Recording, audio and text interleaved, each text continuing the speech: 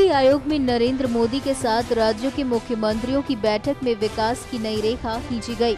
जो मोदी ने कहा और जो मुख्यमंत्रियों ने कहा वो दोनों खास है। नीति आयोग की ये पहल विकास की नई लकीर खींचने वाला है, जिसमें अब तक राज्य और केंद्र के बीच काफी फासले थे। इस फासले को पाटने की कवायद पीएम नरेंद्र मोदी ने शुरू कर दी है। एक कार्यक्रम जिसको सरदार पटेल जयंती से प्रारंभ किया गया है, एक भारत श्रेष्ठ भारत। विविधताओं से भरा देश है। हमारा निरंतर प्रयास होना चाहिए एकता को बढ़ाने वाली चीजों को बल कैसे मिले, इन विविधताओं को के साथ अपनापन कैसे बने। कभी तो क्या होता है, हम एक ही देश में रहने के बाद भी हमें अज्ञान होता है अपने ही देश के विषय में, और इसलिए राज्यों से कहा गया एक राज्य दूसरे राज्य साथ एमओयू करे, पैर बनाए। अब जैसे तमिलनाडु, तमिल भाषा इतनी समृद्ध भाषा है, मैं सच बताता हूं, भारत के रिचनेस को ताकत देने वाली तमिल भाषा है, लेकिन हमारा कोई परिचय ही नहीं है।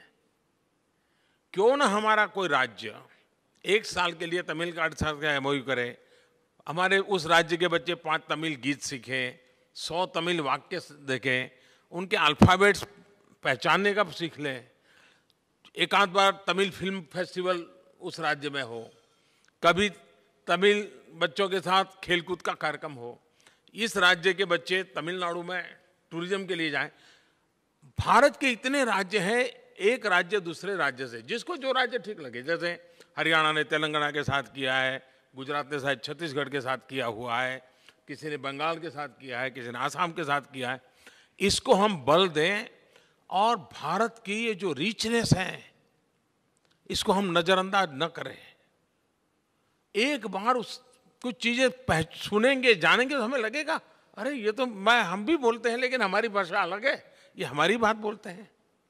एक भारत श्रेष्ठ भारत कार्यक्रम को बल देना चाहिए, हमारे जैसे विविधता से भरे देश में आवश्यक है। मोदी हमेशा से राज्यों को साथ चलने की नसीहत देते रहे हैं, जिसमें विकास के लिए राज्य संस्कृति से लेकर सुझाव तक को साझा करें। मोदी ने मुख्यमंत्रियों को एक भारत और श्रेष्ठ भारत का भी मंत्र दिया। एक कार्यक्रम जिसको सरदार पटेल जयंती से प्रारंभ किया गया है, एक भारत श्रेष्ठ भारत। विविधताओं से भरा देश है। हमारा निरंतर प्रयास होना चाहिए एकता को बढ़ाने वाली चीजों को बल कैसे मिले, इन विविधताओं को के साथ अपनापन कैसे बने। कभी तो क्या होता है, हम एक ही देश में रहने के बाद भी हमें अज्ञान होता है अपने ही देश के विषय में, और इसलिए राज्यों से कहा गया एक राज्य दूसरे राज्य साथ एमओयू करे, पैर बनाए। अब जैसे तमिलनाडु, तमिल भाषा इतनी समृद्ध भाषा है, मैं सच बताता हूं, भारत के रिचनेस को ताकत देने वाली तमिल भाषा है, लेकिन हमारा कोई परिचय ही नहीं है।